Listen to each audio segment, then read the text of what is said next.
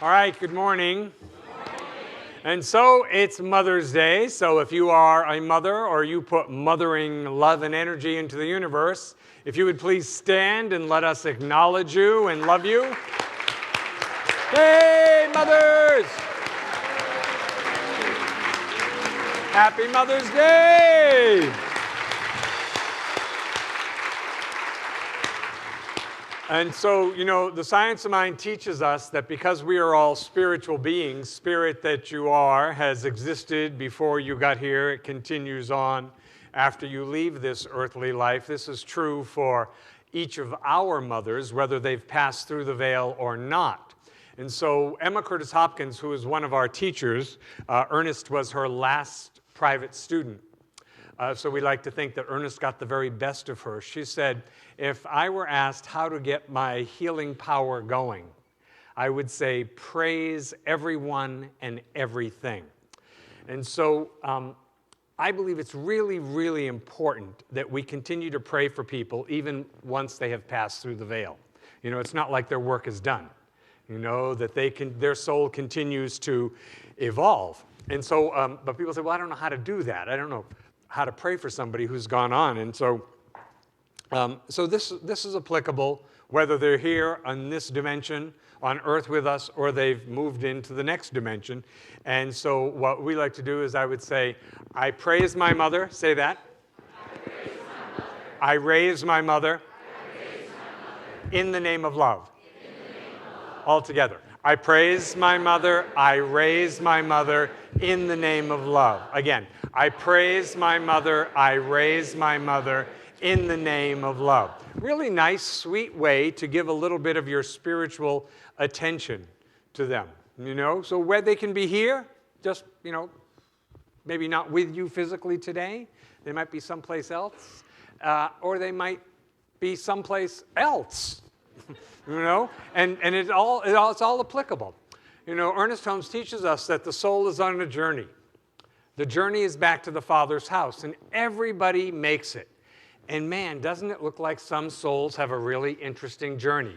We might even think that we are one of those people whose soul has a really, really interesting journey. But what I believe is absolutely so is that I believe that we chose it. We chose all of it. I believe that we had an agreement with our earthly parents before we checked into this hotel. And I believe that it was all part of it. There was no mistake. I believe we chose them for the great, good, wonderful, loving things that they could give us, and also for the things that they couldn't give us, because the absence of those things would force us to develop qualities and aspects within ourselves that would allow us to become the people we needed to become. Are you with me? This is really, really important because the science of mind teaches us that what we take responsibility for in that area, we can have healing. We can grow. We can move forward. But if we don't take responsibility for it,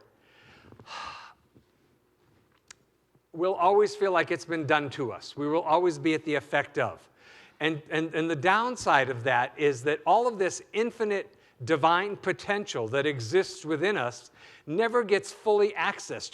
The human potential movement, the human development movement, spiritual paths, all spiritual paths will tell you that until you get clean with mom and dad, you never really fully access all that divine potential within you.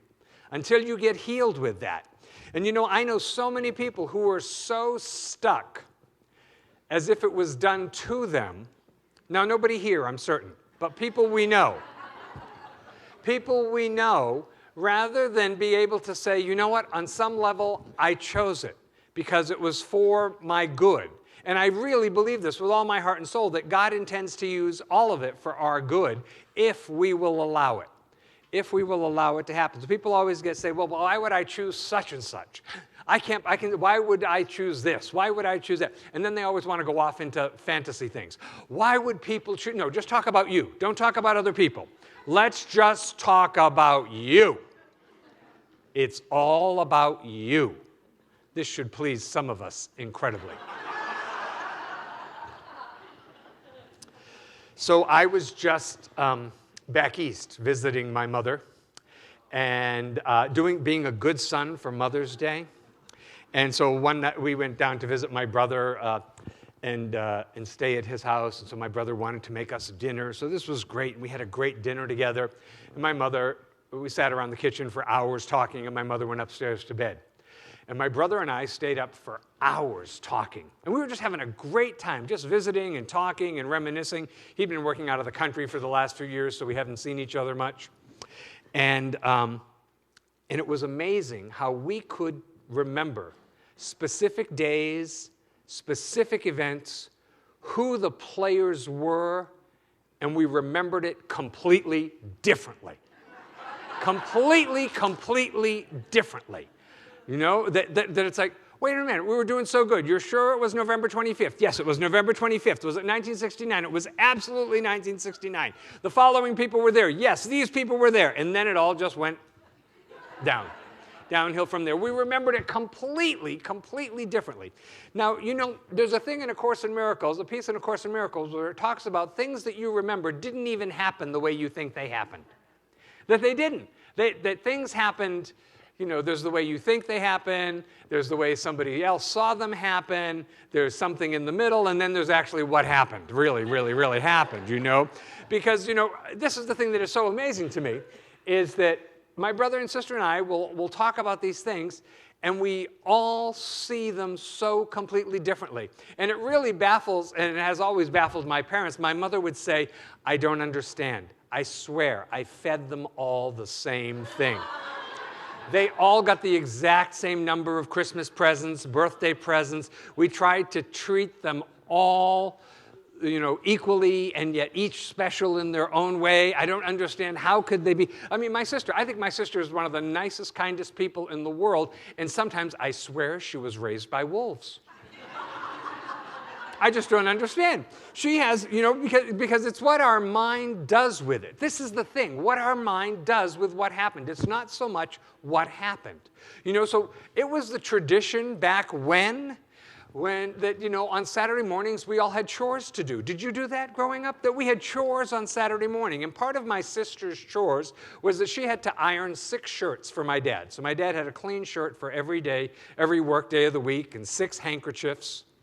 And I don't know, there were probably a few other things in there, but it wasn't, you know, it wasn't horrific. But if you talk to my sister, you would think that she was a character in a Charles Dickens novel. Yes, that she was sort of like in the workhouse for the parentless children, just chained to the hearth. You know, and then she becomes a little Cinderella-ish because she's washing out the fireplace with her hair. You know, just endless chores. Now, the fact was we all had some stuff we had to do on Saturday morning before we could go out and ride our bikes. You know, and the boys had mostly outdoor jobs. We cut the lawn and sealed the driveway and did all those kinds of things, trimmed the bushes and weeded, and my sister did more of the inside things. Now, I admit that my sister was the oldest, so my parents were especially protective of her, hoping to avert her getting into any trouble sooner than she needed to get into it. You know? So I think that's not uncommon with the oldest being a girl, that they were watching her closely, and one of the ways they could keep an eye on her was to keep her busy. I understand. But to hear her talk about it, it was just this lost youth, you know? And I say to her, you're old now. Do you know how lame you sound? Really? Really, I mean, everybody. Is there anybody that didn't have chores to do on Saturday morning? I'm sure Wally and the Beav had chores to do on Saturday morning. You know, everybody had chores to do on Saturday morning. It was just part of it, but it's what our mind does with it. So I know when I bought my first house, I was not in that house a month. And I was just praising my father up one side and down the other because, you know, just getting into the house was such a huge stretch for me personally that I had to do every single thing on the house myself. And you know what? I had already done it on my father's house. I had done all of those things. So when I had to seal the driveway, I was like, No big deal. I've done that a dozen times. And when I had to replace gutters, I've replaced gutters before. Hang a screen door, no problem. I could do that. Don't I sound like Mr. Handyman? But when I was a kid, I was. I'm certainly not now. I would write a check today. I wouldn't do it myself. But I would. I'm just telling you the truth. I'm just telling you, but I needed that, so it was like, I think, oh my God, that was really great that I got to do all that stuff. But see, it's not so much what happens to us, it's how we hold it. That's what I think is the important thing. And so until we take responsibility and say, you know what, it was all part of my journey. It was all for my good, for what they could give me, for what they couldn't. I look and I see that I think my mother was a rock star with little kids. I think that's what she was born for. She was born to have little kids. A house full of Cub Scouts and Little League kids and altar boys and you name it. My mother was a total rock star with little kids. My mother went on every school trip I had from first grade through 12th. She didn't miss a one, It was a given. Oh, we need a chaperone. We'll call Mrs. Vieira. She'll always come. And she did. And she loved it. She was really, really fun. I can't tell you how shocked I was when I came home one year from college and a girl that I used to, we'll just say party with in high school, was sitting at the kitchen table with my mother. And I said, what are you doing here? And she said, your mother is so cool. And I went, no, she's not. She's my mother. And today they're still friends, So I think it's what our mind does with what happens. It's not so much what happened; it's what our mind does with it. In the Old Testament, there's the story of Lot, and the city is being destroyed, and God says, "All right, you can get out with your wife and your daughters, but here's the deal: nobody looks back. Nobody looks back." And so Lot's wife. This is an aside. I think that's very unfortunate to go through history being known as Lot's wife. Didn't she have a first name? Or couldn't we at least call her Mrs. Lot or something like that? It just seems unfortunate. Lot's wife, wife of Lot. I don't know. And it just these things bother me late at night. And so she turns and looks back and is turned to salt. Now, salt was used to cure things, right? And so I look at that story now and I think, oh, see, she had to look back to her past. And because she looked back to her past, she couldn't move forward in her own present and future. A future that God, that the divine possibility within her had waiting for her. I think this is why it's so important that we be willing to let it go for the love of Pete.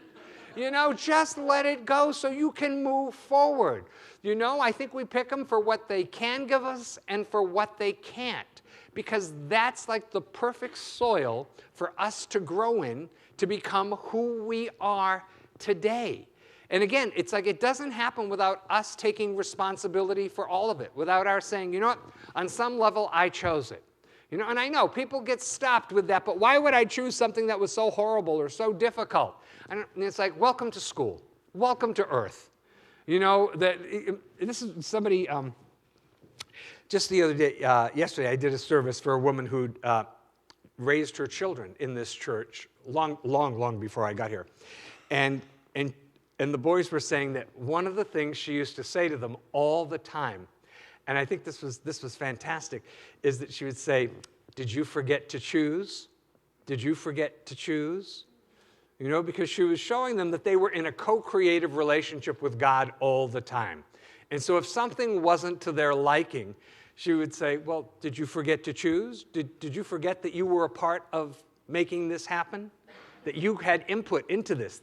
Which I think is an extraordinarily empowering thing. It keeps us from feeling like a victim of life to saying, I'm part of the creative process here. I'm part of this. So if I didn't have a goal, it's not about blame. It's just recognizing, gee, that's what happens when I don't have a goal. If I don't have a destination, that's what happens when I don't have a destination. If I don't have a desired outcome, that's what happens when I don't have a desired outcome. And so it just sort of brings it back to us again and again and again to look at how we're participating in the things that are unfolding in our life. We're contributing everything to how that outpictures, you know? Because if you think it's going to hold you back, it absolutely will, because the universe is out to prove you right. You know, and if you think that was just an experience and I moved through it and I learned from it and now I'm going forward, the universe will completely support you in that belief as well, because that's how it's all wired. So I believe that, you know, one of the greatest things we could do for Mother's Day, for mothers everywhere, is to let them off the hook. You know? And so, you know, nobody ever got up in the morning and said, let me do something to my children today that 40 years from now will put them in therapy. You know? Nobody says that. Now, that may be the case, but nobody intentionally says that, right? So we have to recognize that, you know, on some level, on some level, you know, like on a pre-verbal, before your spirit incarnated, you were involved in a process of, I'm going to go through some things, you know? And, well, why does learning have to be so difficult? And it's like, well, because, you know, it's the difficult things that really get our attention, don't they? You know, in the Course in Miracles, it also says, you know, that God wants happy learners, that we could learn through joy or we could learn through pain. And what I know is that people don't take the joyful experiences seriously enough. We don't take it seriously enough. See, when things are good and things are going well in our life, we should step back and say, okay, what have I been doing that's been contributing to this? What has the content of my heart been? What's the quality of my thinking been? How have I been being in the world so that this that's outpicturing here now, I've been contributing to this in some way. How has that been so that I can continue to do that? All right? So but you know, when bad stuff happens, it really gets our attention, doesn't it? You know, so this is why I think we learn more. I don't think it has to be this way, but this is why I think we seem to learn more through the difficult stuff that happens, because the difficult stuff really gets our attention. I mean, doesn't pain get your attention? Yeah. Now, wouldn't it be nice if joy got your attention? You know, if you just like sort of said, oh my God, I've been smiling all day long. I don't know why. I've just been smiling all day long. Well, then you take a couple steps back in your own consciousness and say, okay, well, let's see, I made a decision to be happy this morning when I got up. I made a decision that regardless of what happens out here in the world, I'm going to be happy in here because I'm guided by something in here, not by out here. Let's pray. So we turn our attention inward now for a moment to recognize that we are surrounded and filled with God's Spirit, God's love, the very wisdom and intelligence that creates the universe out of itself is right here where we are right now, expressing in and through and as each and every one of us. And so I speak the word for us today that we make the most of this opportunity to honor our earthly mother. And I know that how we honor our earthly mother is a reflection of how we honor the divine mother that's everywhere and within us. And so I know that there's no need for anybody to hold anything against anybody, to blame, none of that. There's no place for it. It doesn't serve us. In fact, it only limits us. So we let all of that go. We just surrender it. We let it be water under the bridge. And we move forward knowing that the universe intends good, great good, only good for each and every one of us. And we accept it fully, body, mind, and spirit. We include in our prayer our earthly mother, grandmothers, going back, but also going forward. And just blessing everyone involved for their part in the divine unfoldment that is our life. We let our prayer be a blessing in the world so that those situations that look difficult, we say God is right there as love, as peace, as perfect solution. We bless our church. We bless all churches, synagogues and temples and mosques and ashrams, all paths to God. And I'm certain that we are all blessed by being together, that we all get raised up in consciousness, that our faith is increased. And so with an open, gracious, full heart, I give thanks that this is the truth. I release this word, and so it is. Together we all say, Amen.